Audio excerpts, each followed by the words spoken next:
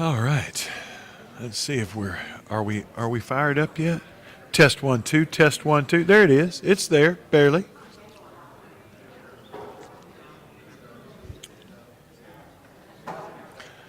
Well, good morning. I know I'm always the one stopping the fellowship, stopping the fun. But good morning. We're glad you're here this morning. If you're joining us for the first time, welcome. And hopefully you will be welcomed a lot. We want you to feel welcome. I see mostly familiar faces. So if you're joining us online, this is our Sunday morning auditorium Bible class. We have been wandering through the life of David in 1 Samuel and now into 2 Samuel. If you have your Bibles, we're going to be in 2 Samuel 2 is where we're going to end up.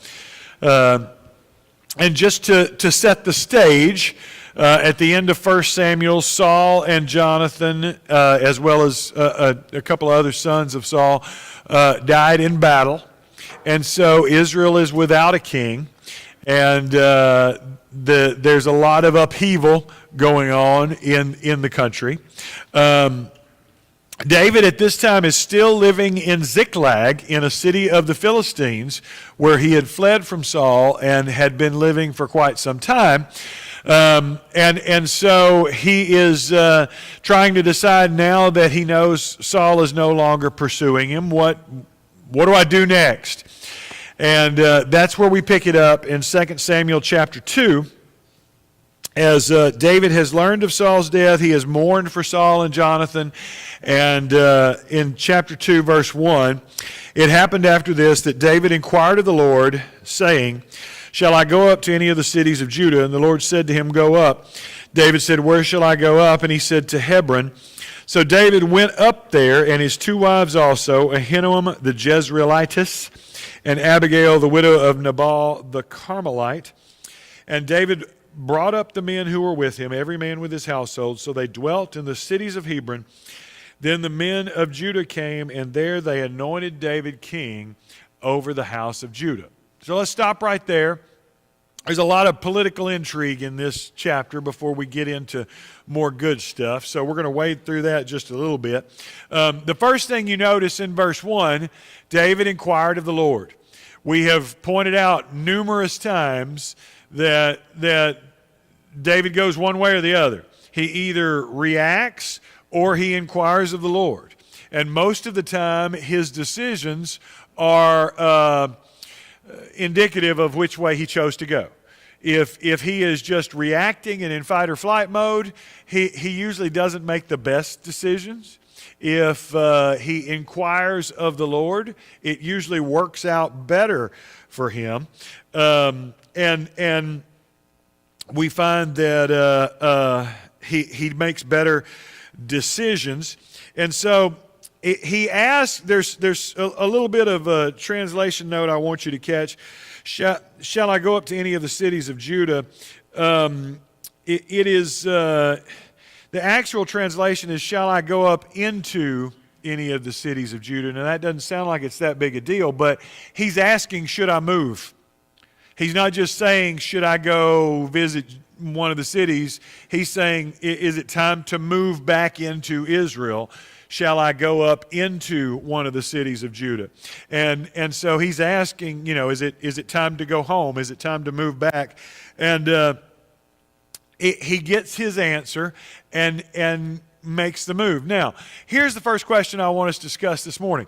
David is inquiring of the Lord through the Urim and Thummim, the ephod is what it will be called. And this was kind of like not to be dismissive, but kind of like a magic 8-ball that the high priest wore, and you could really ask it yes or no questions.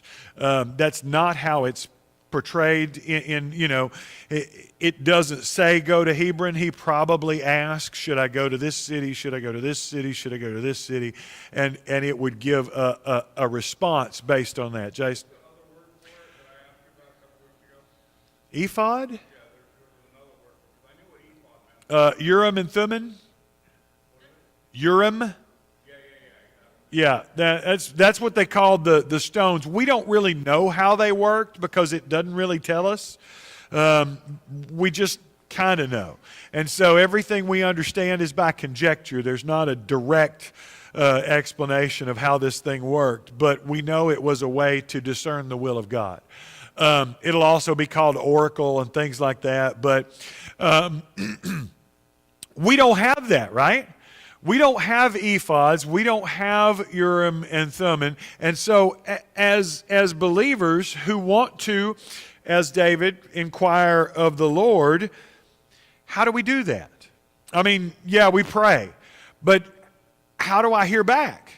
How do I today, as a believer, inquire of the Lord and get direction? If I'm in a situation, David's in this situation. Should I go up? Should I not go up? What do? I need to inquire of the Lord. Okay, Lord, should I go up? Should I not go up? And then what? Jason? Sir? The Bible. Okay, tell me what you mean by that.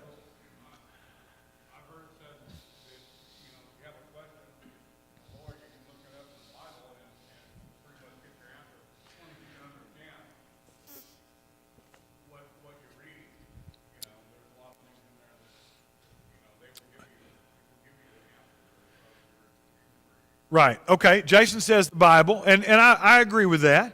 A lot of times in our reading, I think if I ask God to give me a direction, to show me something. Now we can argue about whether that is that I'm more receptive or I'm more open, and it's always been there, or if God is specifically directing me in a particular direction. But I buy that. So the Bible. What else? How do we discern the will of God? Matt, I was hoping, I wasn't going to put you on the spot, but Matt's about to make a move, and I was like, you have to have been living this lately, so.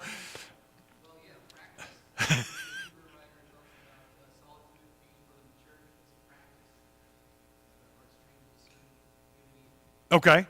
And so practice that as we train ourselves to hear the will of God or to discern the will of God, it becomes a little bit more, I won't say easier, but at least more evident. Is that fair? I buy that.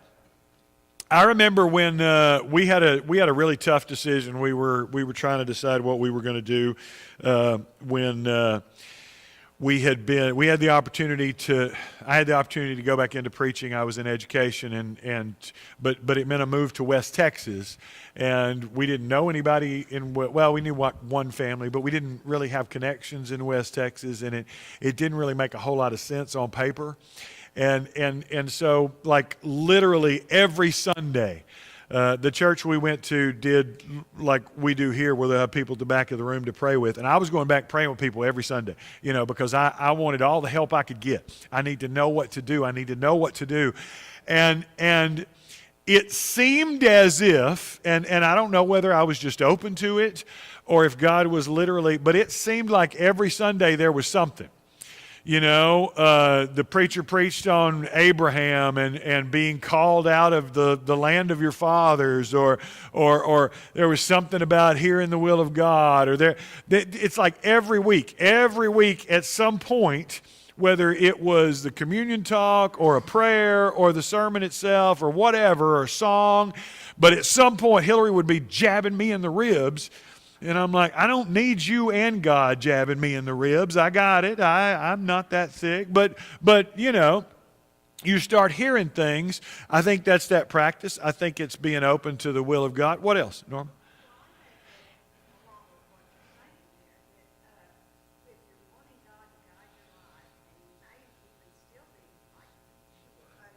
Mm-hmm.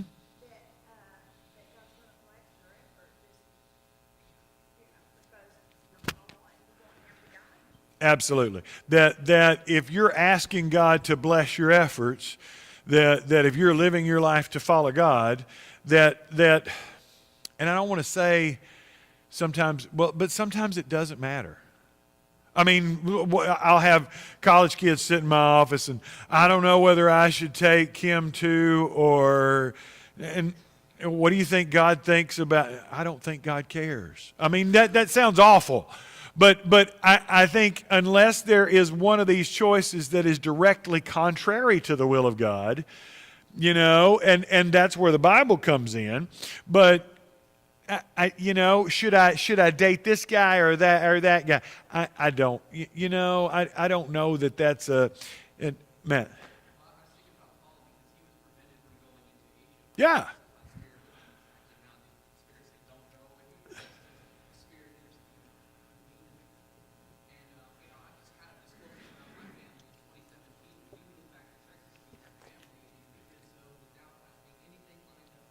Oh, wow.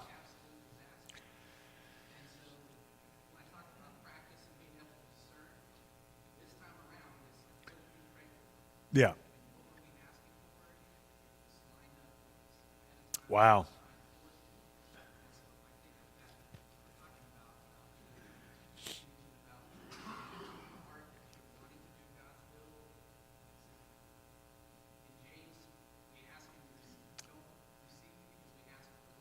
Right.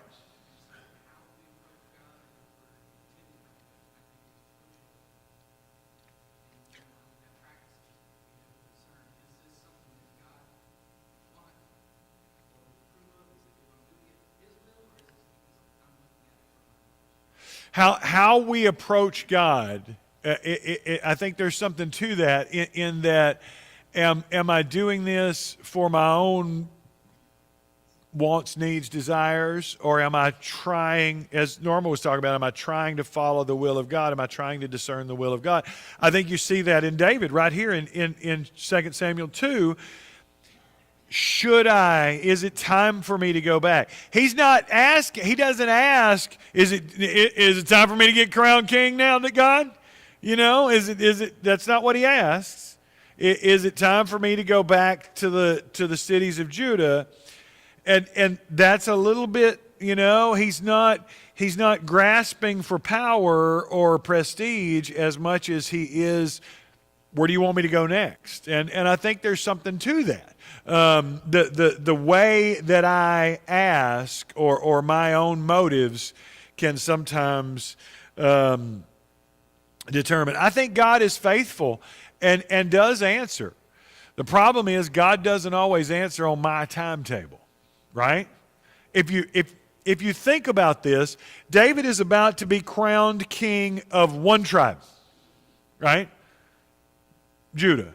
And yes, there's a little foreshadowing here of the divided kingdom and all that stuff to come, but David's going to be crowned king of one tribe. Now, it was about 15, maybe 20 years before David is anointed and told he's going to be king over Israel. 15 to 20 years, God made a promise, and it still hasn't come to fruition. Now, if that's us, we're starting to question, right? Aren't we? I mean, if we're honest, God said, I'm going to be king. And here we are, 15, 20 years later. I mean, that's how David ends up in the land of the Philistines. Because he's running rather than trying to live into. Am I making sense here? I think there's something in that, yes, God is faithful to answer, but he's not always faithful on my timetable. How many of the prophets, when we get into the prophets, in the back of the Old Testament, made their prophecies and then died years, like some of them hundreds of years, before they ever saw those prophecies. They never saw those prophecies fulfilled in their lifetime. You know what I'm saying? And so God is still faithful to follow through on his promises, yet Isaiah's talking about the Messiah, and it'll be, 400 years before the Messiah comes? And so he's never going to see that on this side of eternity, come to fruition. And so I think the question then is, how do we balance that? I mean, I ask God for direction, and a lot of times I will get led in the direction or feel like I'm being led in a direction. But what if I ask God and I'm not getting anything? I can't just sit around and wait, right? Because then I'm not going to do anything.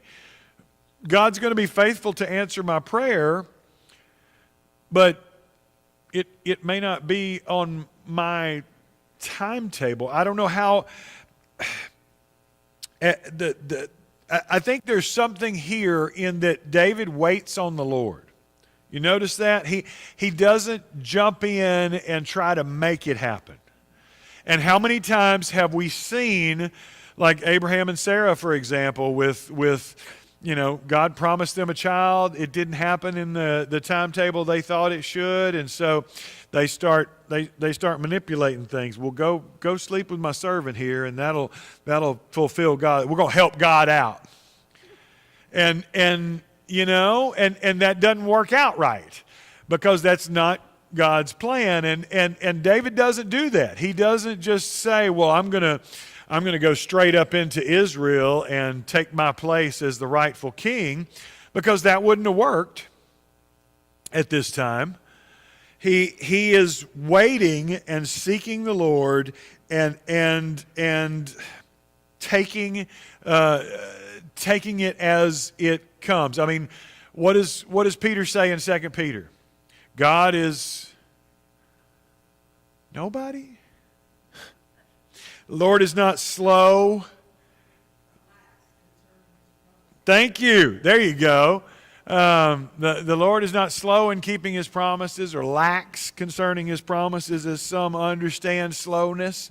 It's going to be a different time. He is patient, and thank God He is, because there are a lot of us who are very thankful for that. So how do we, all right, we're inquiring of the Lord, and we're talking about, well, I'm going to look through Scripture, and I'm going to seek wise counsel, and I'm going to pursue the Lord and look for His answer. How do I wait? How do I wait on the Lord like David waits on the Lord, and as He is not slow as some understand slowness, Jason? I think that we have to show that we show our continued faithfulness to the Lord and make sure that we don't waver. Okay. Demonstrate our continued faithfulness. Tony, you had your hand up.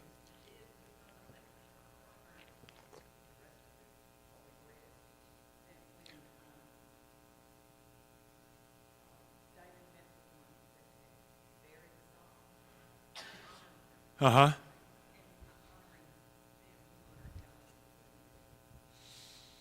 Yeah, and really those two are connected. You continue on in a path of faithfulness, and Tony's demonstrating in the next section.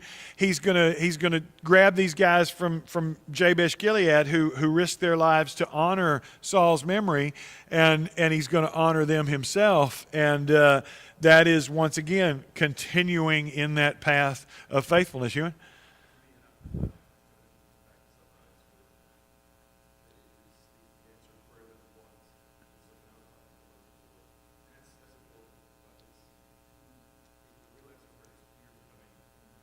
Mm.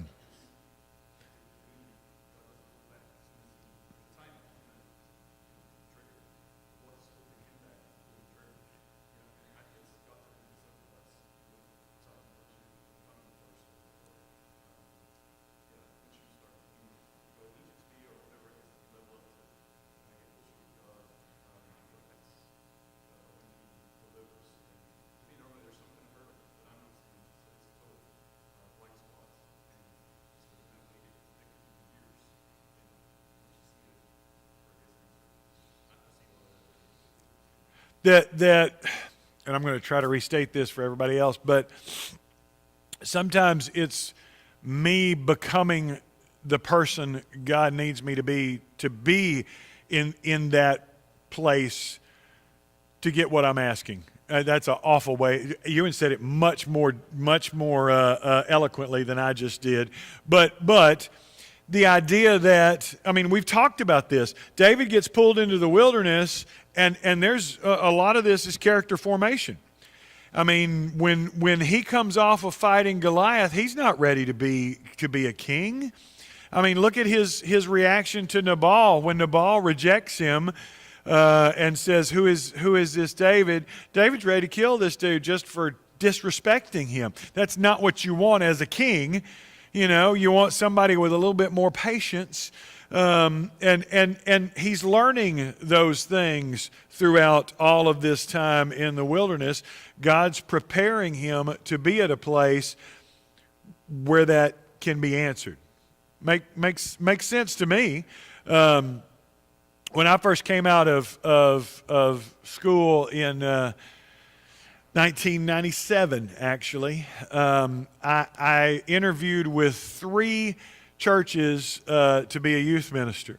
One was in San Marcos, one was in Pampa, and one was Huntsville, Texas. And at that time, I didn't know which one I wanted. But it's really funny looking back now. I mean, now we feel like this is home. We've been here almost 10 years, but I wasn't ready then. I needed some formation. I needed some experiences, and those things, some of which were very painful. As David experienced, some of those are very painful, but those lessons are important in order to be at a place where you can move into what you're asking for.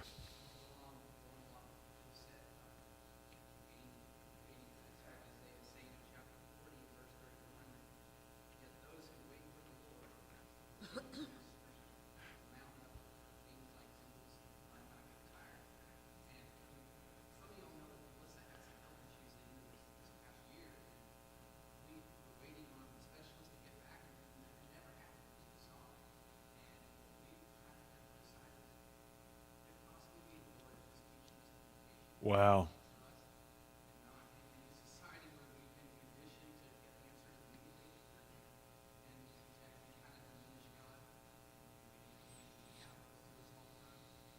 And any of us who've ever done it will counsel you, do not pray for patience. Because there is a way to learn that, and it ain't fun, right? I think this is summed up by the great theologian, some of God's greatest gifts are unanswered prayers. That's the great theologian Garth Brooks. But you get the point. And we understand the reason that song resonates with us. Hebron is one of those places that is fairly significant. First mentioned in Genesis as the place where Abram traveled after parting company with Lot. You remember that story? And this is where in Genesis 13 the Lord shows Abram the land that he will give to him. And so there's something there that David going to Hebron,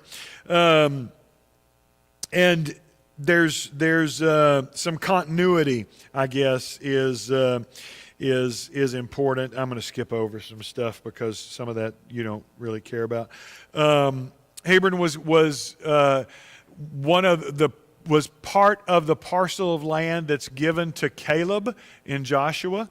And remember, Caleb and Joshua are the 2 spies, and they came back, and everybody's, there's giants, we're scared, and they're the only 2 that are like, no, we can take them, and then they wander in the desert for 40 years, and 85-year-old Caleb comes up to Joshua when they're in the promised land and says, you remember that place with the giants that everybody was scared of? That's what I want. That's mine.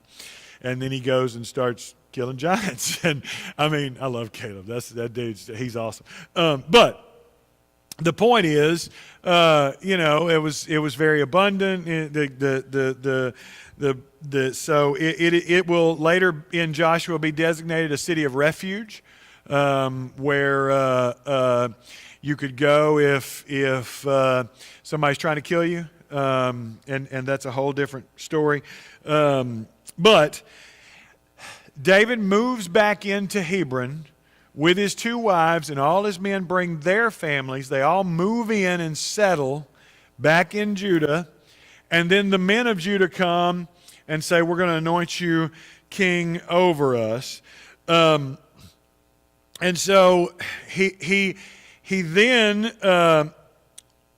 looks towards the men of Jabesh Gilead. Let's skip to verse 4, the last part of verse 4. The men of Judah came, and there they anointed David king over the house of Judah.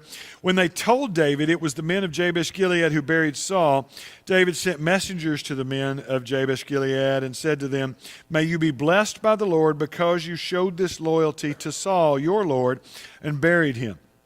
Now may the Lord show steadfast love and faithfulness to you, and I will do good to you because you have done this thing. Now therefore let your hands be strong and be valiant, for Saul your Lord is dead, and the house of Judah has anointed me king over them. David is, in English, that word "I will do good for you" is I will bless you, I will give you beneficence, some bounty, favor. David's giving them something, right? He's blessing them some way. He's giving them some sort of reward for this. And some commentators will say this is purely a political move. I don't think so. I think he genuinely is saying you did the right thing. Now, there is benefits politically for him of doing the right thing. He's blessing these people of Jabesh Gilead for their bravery in honoring the memory of Saul. But at the same time, you were loyal to Saul, now you can be loyal to me. I mean, I think that carries together. And then we start seeing some politics in verse 8. Look at verse 8. Meanwhile, Abner, son of Ner, the commander of Saul's army, had taken Ishbosheth, son of Saul, and brought him over to Mahanaim. He made him king over Gilead, Asherai, and Jezreel, and also Ephraim, Benjamin, and all Israel. Ishbosheth, son of Saul, was 40 years old when he became king over Israel, and he reigned 2 years. The tribe of Judah, however, remained loyal to David. The length of time David was a king in Hebron over Judah was 7 years and 6 months. So, Abner is clearly the political mastermind here. He's the guy pulling the strings. And he takes this son of Saul that we haven't heard of up until this point, so he's kind of insignificant, and moves him over. There's a little bit of translation Bible nerd trivia here. His actual name is Ishbaal, B-A-A-L, which all of us know as the name of a Canaanite god, but that word just is a word for Lord.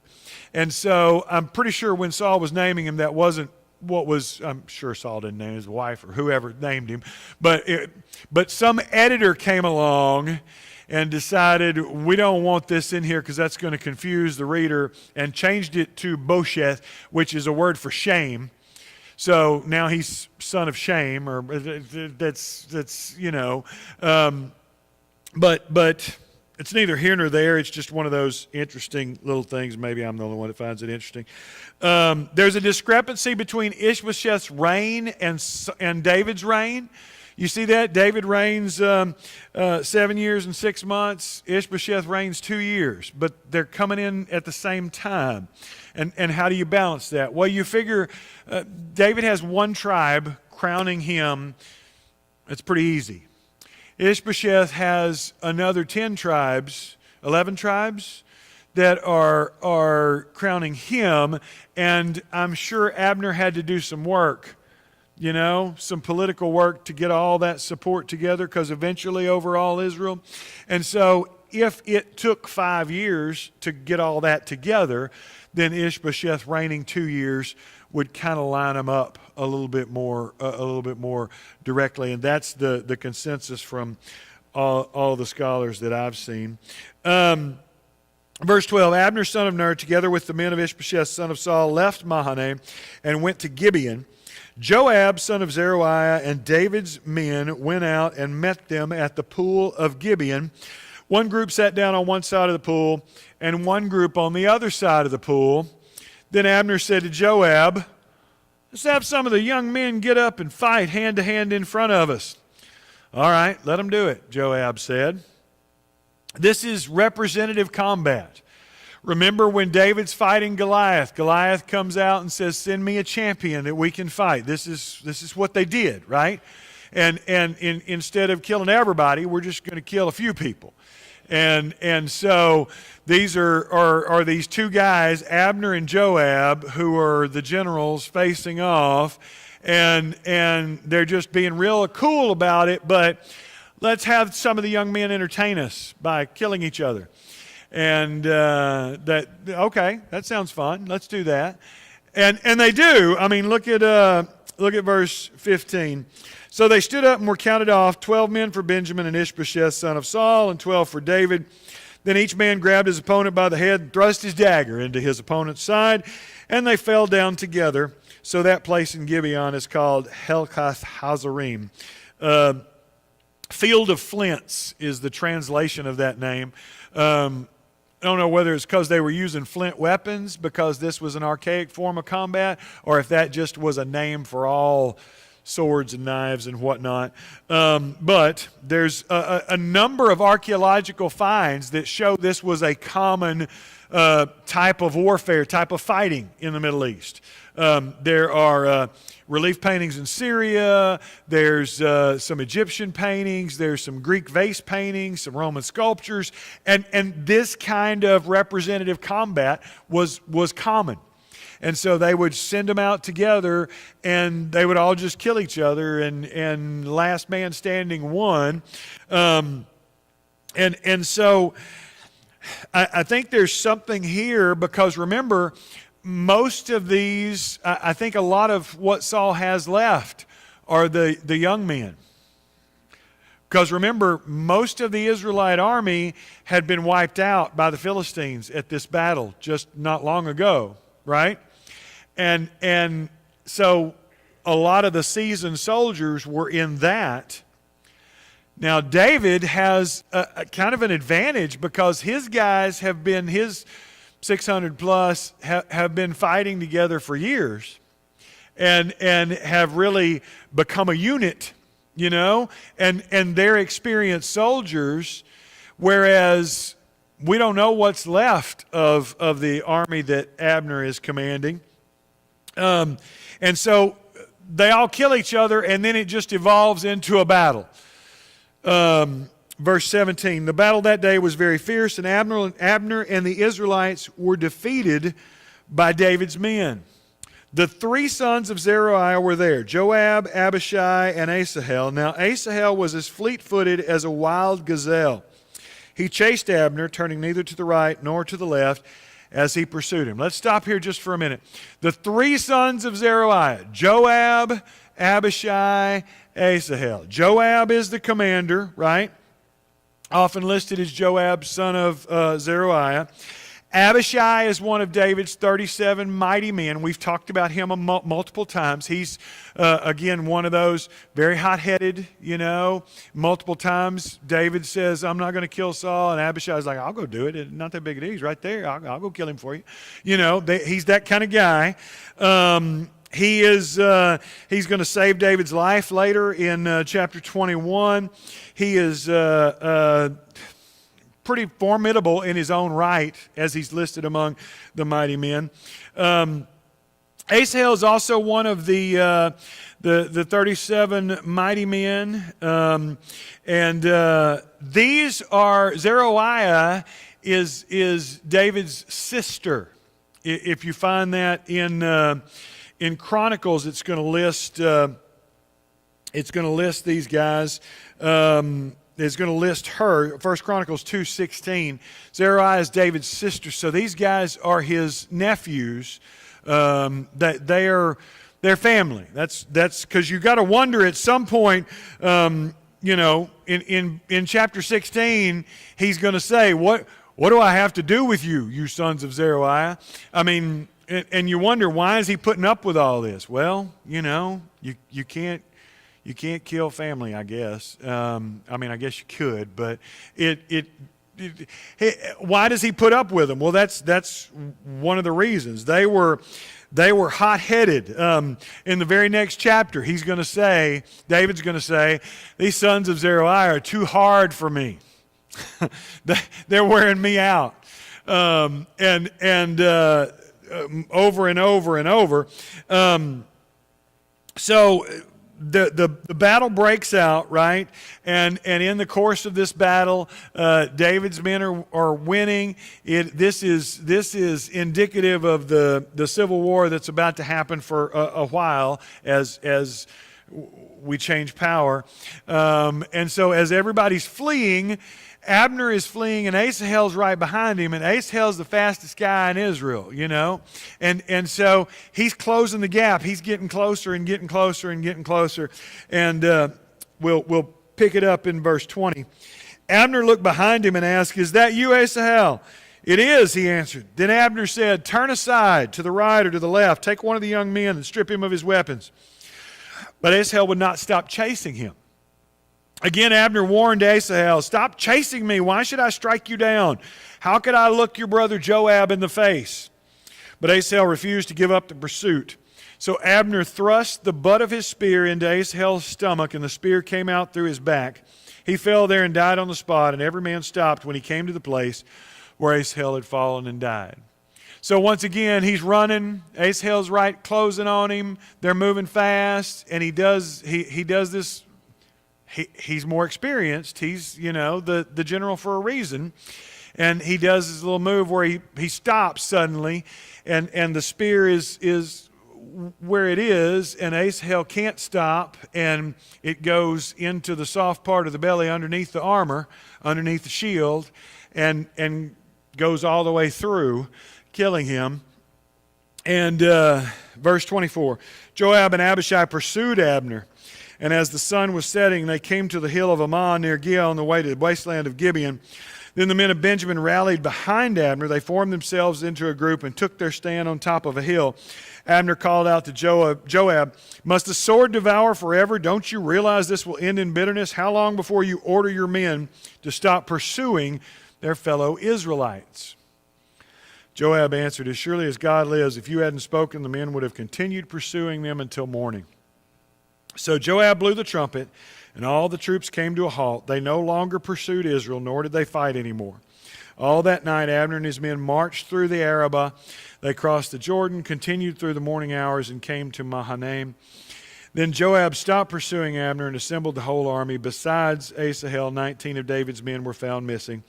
But David's men had killed 360 Benjamites who were with Abner.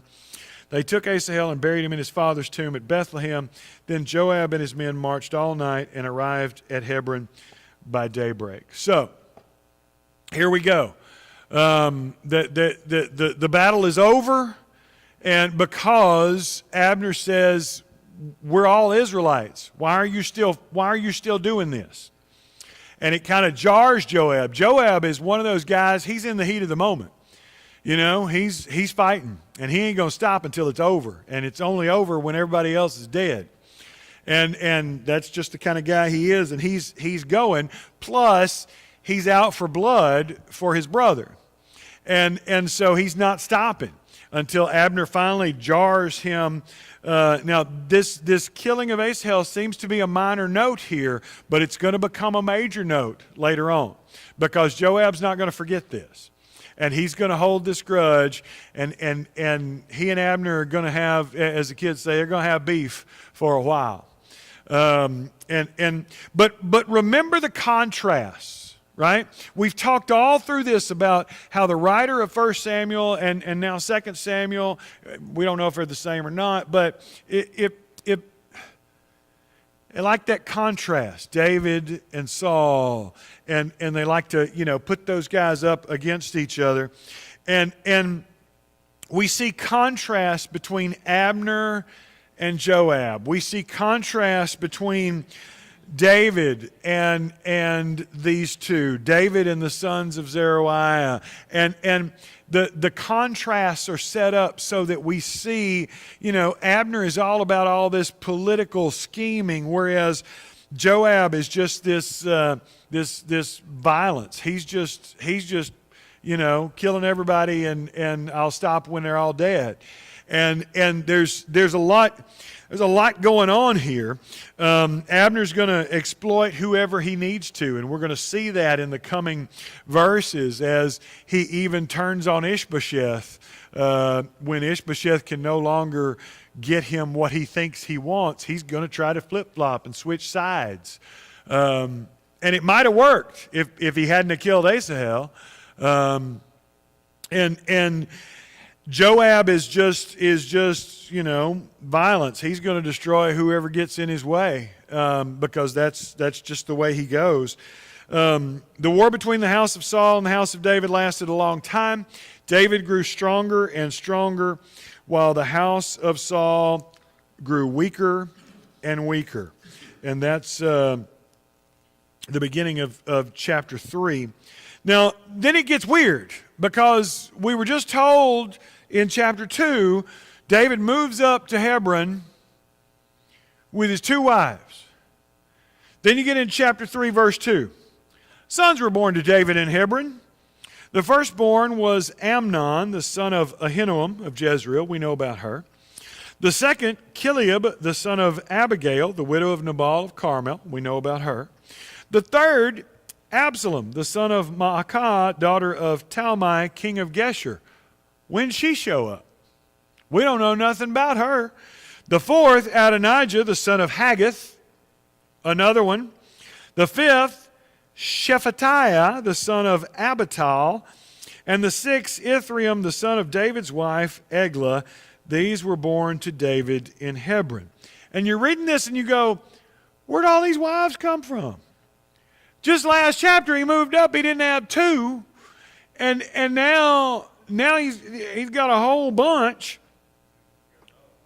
Well, yeah, and instead of looking like an outlaw on the run, he's starting to look like a Middle Eastern king with a harem, right? I mean, think about it. He is. And here's what's interesting. You go back to Deuteronomy 17:17, and God is talking about the coming king that Israel is going to have at some point. And he says, neither shall he multiply wives for himself, lest his heart turn away, nor shall he greatly multiply silver and gold for himself. So, once again, David is coloring outside the lines. And what do we not see? David inquiring of the Lord, right? He's just...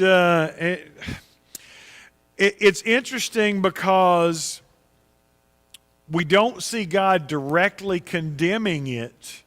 He's told him, king shouldn't do this. David does it.